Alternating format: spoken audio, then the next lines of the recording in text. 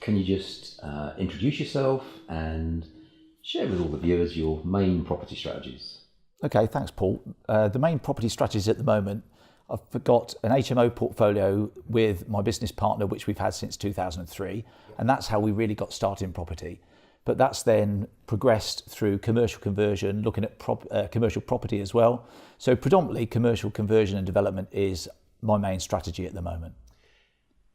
Thank you. And I know that you're both using your own cash, investor cash, angel cash, but also interestingly for me anyway, you're also increasingly using your SaaS as well, aren't you? That's right. It was one of the things that I picked up very early from when we started working together, that the pensions could be used more effectively. So I reached back to my old employer pension, and that enabled me to, I suppose, liberate a fair amount of cash that I'm now using to actually invest in some of the projects myself. That obviously means to me that not only am I being able to generate income now and grow that with greater, I suppose, hands-on, I won't say expertise, but very much being the master of my own destiny with my own pension.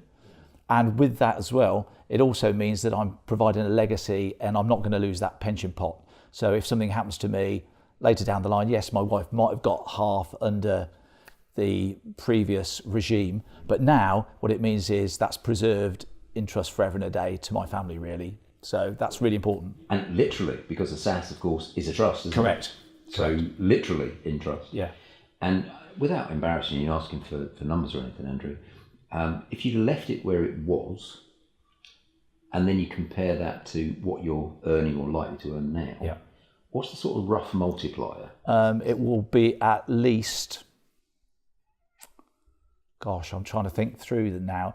I mean, just on what it would have been at this point in time versus what it would be if I was actually drawing down on that income now, it would be probably 2.5 times the amount already, just by per year, just by taking it out myself now, and that includes taking my 25% cash out already. Yeah, which is incredible. So you're getting 2.5 times more cash flow than you would have done.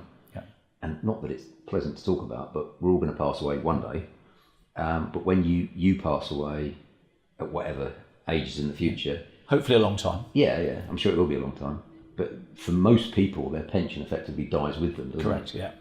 As opposed to in a SaaS, it will just carry on forever. Yeah, I mean, the pension that I had, I was very lucky in that my wife, if she'd have outlived me, and hopefully she will outlive me, well, I don't know as I really mean that really, because I'd like to live forever, of course, but assuming she outlived me, she would then take half of that ongoing. Yeah, and when she passed away, it was gone. Nothing for the kids. Gone, yeah. So I think that's the two things that most people just don't realise, that they effectively their pension dies with them, and that there is another way in which they can make a lot more money. And most financial advisors would, of course, advise you not to take that away because it was a final salary pension scheme. So that with all the potentially golden handcuffs to keep you in that scheme. But to me, I could gain far more benefits by taking that and put it under my own control. Perfect. So you've got resources of your own. I know from talking to you previously that from angels, from property investment angels, you've raised in excess of £1 million for a single project. Yeah, correct. Yeah. I know your mindset is very much the deal's right, then the money will follow. Correct.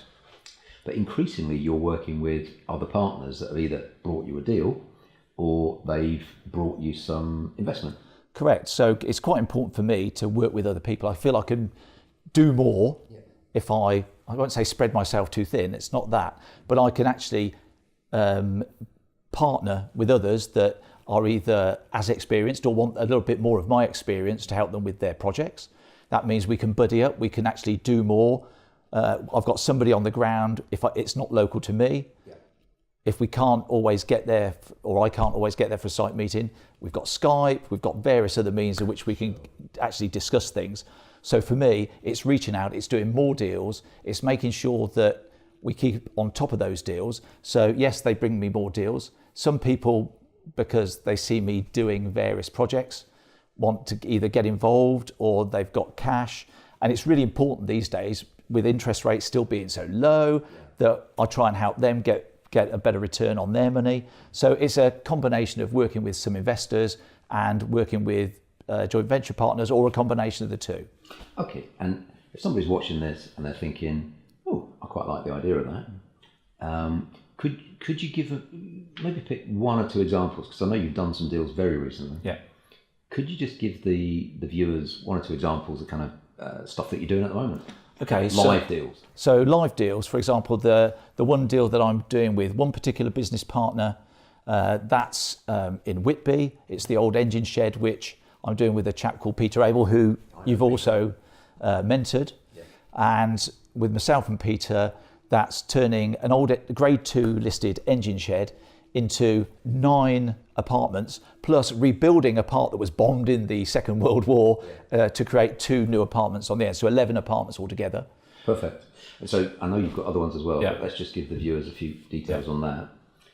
And yes, I do know Peter, lovely lad. I've always been very jealous of the engine shed, because I'm a big fan of Thomas the Tank Engine and steam engines and stuff. And this is an actual engine shed, isn't it? It is. It started life as a horse-drawn engine shed. Yeah. Obviously morphed into a steam-driven engine shed, and obviously is now no longer used. Yeah, so let's just maybe share 3 numbers. Acquisition cost, build cost, and GDV, gross development value. Okay. What it will be worth at the end. Okay, so acquisition cost, £380,000 plus costs, so just over £400,000. Development costs, just over £1 million plus fees and whatever, so about 1.1 million altogether. So if we add the two together, about 1.5? Yeah. Ish? Yeah. Costs. And then the GDV about 2.3. And that's grown obviously because of the able to get the new builds on the end as well. And we've managed to redesign of late to sort of squeeze more space into the apartments rather than outside of the apartments. So that will have obviously increased the GDV a little bit more as well. So I know I'm rounding a little bit, but if it's 1.5 million in, on the money that's gone in, you're making about 50%, or slightly over 50%. Yeah. So you're making about 800 on 1.5. Yeah. So if somebody thinks, oh, well, actually, I quite fancy doing a deal like that with Andrew, then how can they get hold of Andrew? Well, I suppose there are 2 or 3 things. You can get hold of me by email. You can get hold of me by phone. Don't know whether you want the email address on there now or... So that's the easiest way. If somebody's watching this, if they go join the Touchstone Education community... That's probably the easiest thing. Facebook group, then they can private message me. That's usually the easiest thing to do, mainly because I'm flying backwards and forwards. So I'm up here with you in, I was going to say sunny Scotland, but it's windy and rainy Scotland here today. So probably private message is the easiest thing. Then that means I can pick it up when I'm on the go or get back to somebody as soon as I can. And then, yeah, we can talk whether there's something that would be useful for them or not. Okay, and maybe 1 or 2 of the other things that you just, what else have you got recently? Okay, so this is very much hot off the press. Can't tell you where it is because of the way it's going at the moment, but we've secured a 27-bedroom hotel with owner's accommodation, various other rooms that we'll be looking to change into 20 serviced apartments. Nice. And if my memory is serving me, you've also got a pub in the West Country somewhere? So yes, down in Cornwall. With that, there was permission on it. We're having to redo some of the permission. That's permission to put 2 new cottages at the rear and change the majority of the pub into 3 separate apartments. But we're now looking also, because it's a totally non-viable pub, to put 2 apartments in what remains of the reduced sized pub. Once again, both of those with different partners. Yeah. So it's always a case of trying to work with people, and it's not a case of working with people for people's sake. It's very much making sure that we've got the same values. We believe in the same end game, really. Most important. And I know you're doing other things as well, but so I know you've been doing HMOs for many years. Yep.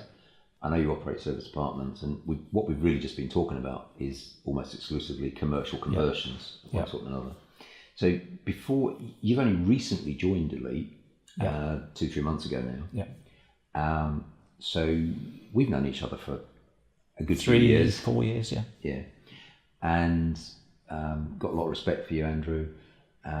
So the question I suppose I've really got is, given that you'd already been a property investor for many years, and given that we'd already had a previous round of mentorship specifically on service accommodation, What drew you to Elite? Why did you decide to come and spend a year working with Aniko and myself? I think there are 2 or 3 main reasons. First main reason is I've gained so much from, I'll say, the business structure, the financial side. Although I've got a financial background, elements like capital allowances, and you will know that we've gained substantial capital allowances from our HMOs, from commercial properties, and it really is important to make sure that I'm up to date or have got the best, I suppose, mentor to point me in the right direction.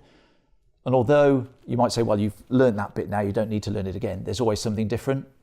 And from you, I get sort of an extra layer, and that's really important to me. So although I've gained value in the past, I believe that actually doing it again gives me more value. Okay.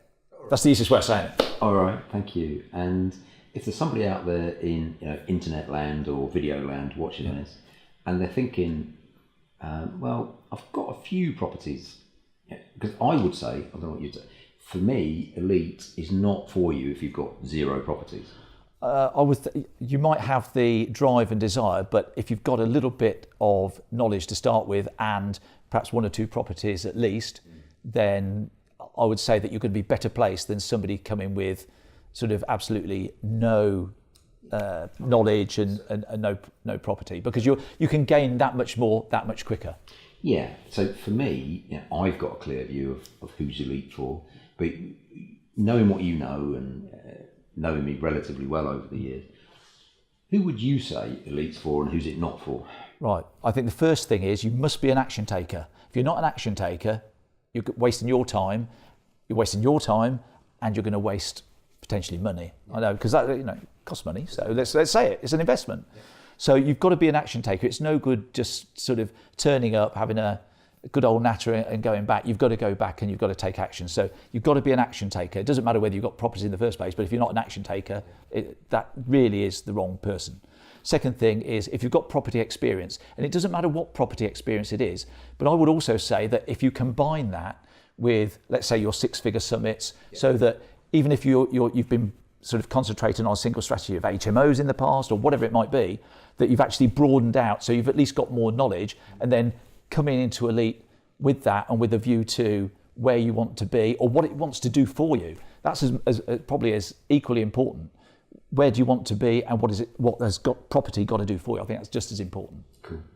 And again, focusing on Elite, the other people around the table, what do you think of them, and do you learn anything from them? I think you learn from everybody around the table, and everybody might bring a different issue to the table on a particular day. But when we've been sat around there today, 2 or 3 of us have been asking questions of that person that it's their session. And when we've been asking that question to them, actually, when you think about it, quite often it's reflecting on you. That's the question you need for your business. Sure.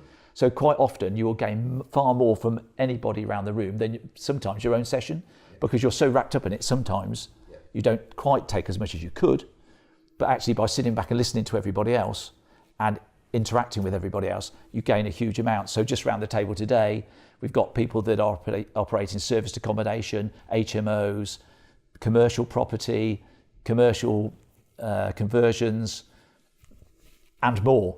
So there's something for everybody. And I think the key thing is it's all about business and what it wants to do for you in the future. And that, for me, is most important.